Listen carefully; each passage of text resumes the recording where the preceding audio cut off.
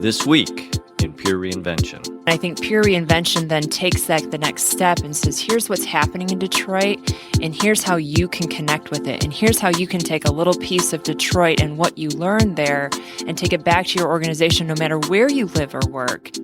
Episode 86, Pure Reinvention Short, Why Detroit? Engage, disrupt, adapt, repeat. You're listening to Pure Reinvention, the podcast for curious people. Welcome to this episode of Pure Reinvention, where we create space for the unexpected by inspiring a reinvention lifestyle. I'm here with Jodi Schaefer, and Jodi, this whole conversation about why Detroit is so exciting. It is, and we get this question quite a bit actually, because Michigan's a very big state. We happen to be based in Michigan, and we live in the capital of Michigan in Lansing, and yet we have specifically decided to focus a lot of the Pure Reinvention work in Detroit. Why is that, Mike? That's actually a very interesting story. I had a chance to work with the Detroit Metro Convention and Visitors Bureau, Larry Alexander, as they were preparing for the largest association convention to come into town, the American Society of Association Executives. And the CVB was asking this very simple question, why Detroit? What was so special about Detroit? So we had a chance to really get into Detroit and talk to the Detroit leaders. And what we learned about why Detroit was amazing in terms of it being a learning laboratory. Jodi, you have to remember, this was pre-bankruptcy. And so that whole ability to understand trends, whether they're going up or going down, became very impressive to me, became kind of a spark that helped me to discover what Pure Reinvention could be in being a learning laboratory. We had been talking about doing business differently for a long time, but it wasn't until that project that it became the background could be Detroit, and that we could actually then use Detroit as the laboratory. And that was actually explained to me by leaders in Detroit at the time. Mm-hmm. Turnaround work was nothing new for you. You've been doing this for a lot of your professional career in various industries.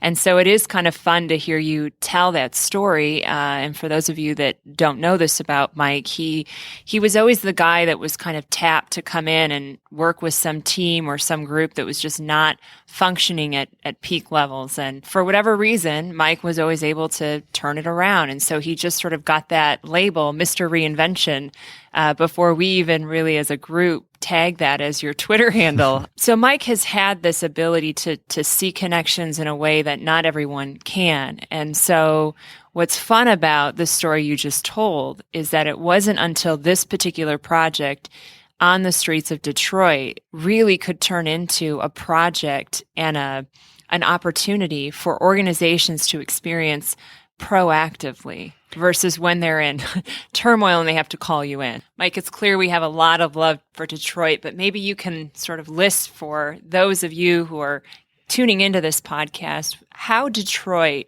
embodies the 5 steps of Pure Reinvention. First step in Pure Reinvention is disrupt, and certainly the bankruptcy of Detroit was the most major disruption that you could think of. You really don't think about going through reinvention until you have some sort of a major disruption. Step 2 is ownership. When you look at the history of Detroit, there's 2 different kinds of accountability that we have noticed. One is the old accountability, or I'll say those individuals who have been a part of Detroit for a long time, who stuck with Detroit, who've done their absolute best to maintain the standards and integrities of Detroit in spite of all the things that are going on around them.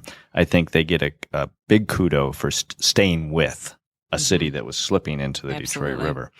And then there's a second group of accountability. These are the new entrepreneurs that are coming in. This is the new population that's coming into the city, and they have owned this new city as well. They have come in, they've embraced, they've changed the culture, and so they have a big part of the ownership of the new Detroit as well. Step 3 is simplify.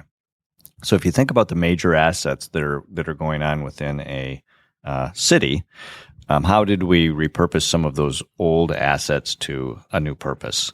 The other way to look at that, and Jodi, you had mentioned this to me, and I think this is absolutely right, how has the vacant space or the space that has fallen in disrepair, the space that needs to be repurposed, I mean, it is so bad it has to be almost removed. How is that repurposed into a productive asset? Mm-hmm. So instead of looking at an eyesore and saying, look at how terrible that is, We have people who very simply say, I could repurpose that into a different kind of space, whether it's a vacant space with green space and urban gardens, or whether it's putting in another kind of facility or business and actually removing the old building and bringing in a new building. Yep. And that's actually happened in a lot of cities that are not going through some of major change, but it's a way to repurpose a piece of property. The connect for me the connect and move steps became extremely important to understand, because that's where people have the most difficulty. That's why examples like the DeQuinder Cut that's going on within Detroit right now, which simply was to connect the Eastern Market to the Detroit River, as a simple concept, was actually relatively hard, as was explained to us, to accomplish. But when that was accomplished, there were so many lessons learned about how population is moving and how that initial first stage then creates next stages. Right. And so what was unintended, but was a wonderful next step, was once you build that first road, how other roads connect to it. And I think we forget about that when we think about connection. The other way that I think connection works really well is how it establishes then new communities. And whether they're physical communities or whether they're intellectual communities, ways in which we open up. And instead of shutting down, we're opening up ways in which new connections can take place. The sharing of knowledge, the sharing of resources. New connections bring new opportunity. Absolutely. And then move, because there is always a reality to movement. In the case of Detroit, pop-up marketing has become an extremely important way that you can have very fast pop-up movement and you can test new ideas. Another way that movement has been noticed in Detroit is ease of entry into the market. Detroit has what we would call low barriers of entry. In many established cities, there are high costs to get in, and entrepreneurs cannot afford those. In Detroit, entrepreneurs and artists have been showing us the way that Detroit is a place that I can set up shop and actually make money. And in fact, those artists and entrepreneurs, which then taught the chefs of New York that it was possible to come to Detroit, establish a restaurant, because the barrier to entry was less than in their established market. The high rent district. Yep. Mm-hmm. And they were actually able to come in and put some world-class cuisine into a city because the city had made it easy to move in. So when you look at the 5 steps, it's very easy to be able to walk people through the not only the 5 steps, but with examples, and people kind of need those examples to be able to help them understand. This week's episode is sponsored by Willpower Consulting. Whether it be pursuing new avenues in content delivery like podcasts or developing a sustainable content building strategy, Willpower Consulting is with you every step of the way. Get a dose of willpower at WilliamRCarlson.com or at William R. Carlson on Twitter. One of the areas that was lacking in all the work that I had been doing previous to Detroit was really being able to have an example that you could actually take people to and study. So you got to think about this. A lot of the times when you do turnaround work, it's very quietly, and people don't really want others to know that they're going through a turnaround. But in the city of Detroit, it was very public, right? And people have very public perceptions about Detroit as a city and as Detroit as an environment. So it was a very open space. By it being such an open space, it was inviting to be able to come in and study it. And people were actually encouraging me to come in and to study it. And so by doing so, I recognized, this was the first time this had ever happened, that I had a place that I could take people to. Mm-hmm. And instead of listening to me talk about what could be possible, let's study it from other people's perspectives within the city. And that this is also really interesting, Jodi.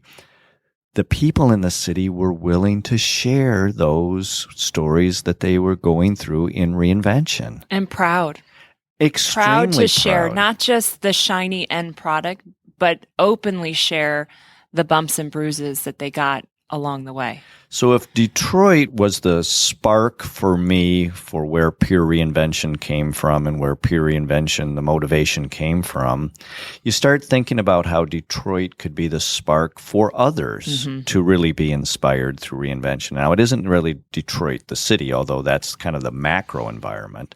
But within that environment, there are so many individual stories and individual leaders who are reinventing their areas of expertise that if a group comes in and has a very specific interest in study, we can actually, through our connectivity, can find individuals who can match that and where there can be relevance of thought so that then as you start, as a group starts to apply those 5 steps to reinvention, they can think about the lessons that they learned while in Detroit listening to other people. And then that becomes very inspiring because they know there are others that are going through this same struggle. Yeah, and our listeners may recognize some of these names and some of these places because about half of our podcast guests so far have been these types of individuals that have been in the city, some of them for years, generations, and reinventing a place of business. And some of them are fairly new, but specifically picked Detroit because of all the opportunity it afforded. So I think that's absolutely right, Jodi, that people may wonder why there's such a heavy influence of Detroit leaders talking about their specific reinvention stories in Detroit. And quite honestly, that is one of the reasons is, first of all, there's a huge inventory of opportunity to go in and pull these individuals who are very eager to tell their story. Mm-hmm. Which, by the way, is not so much about them telling their story as it is for our listeners to be able to listen and pull from those stories gems and nuggets and opportunities for them to positively impact their own journey. This is where Pure Reinvention really is valuable. It's not just in presenting you with an opportunity to witness, right? And we've had opportunities to do that, and those were amazing. Remember when we went around Detroit with Jeanette Pierce? Jeanette with the Detroit Experience Factory, and certainly some of our early podcast guests from Detroit were connections that Jeanette had made for us. And Jeanette is amazing at pulling back the curtain of what you think you know about this city and showing you what's real. And she has so much energy, so much passion, and she's just one of the Detroiters that very proud of who they are and where they've come from and where they want to go as citizens of that particular community. And so Jeanette was able to do that for us initially and really sings the story of Detroit.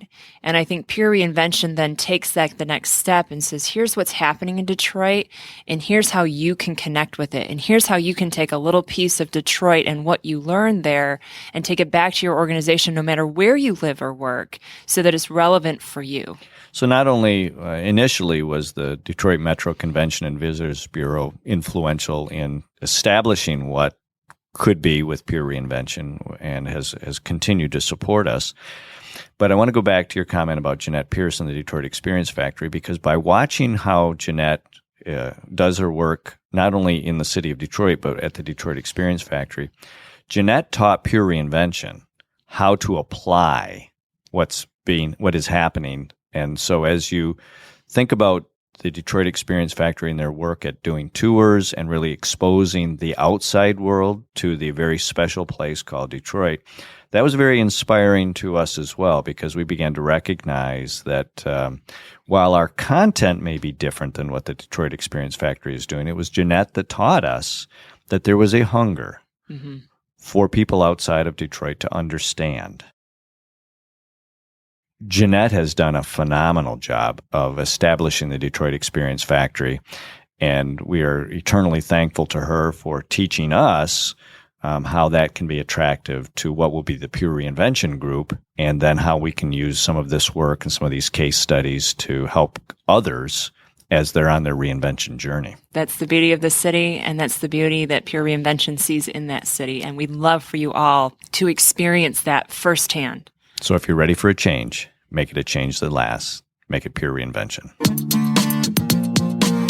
Thanks for listening to this episode of Pure Reinvention. Keep the conversation going and get alerts when new podcasts are up by following us on Twitter at Pure Reinvention or sign up for our mailing list at purereinvention.com.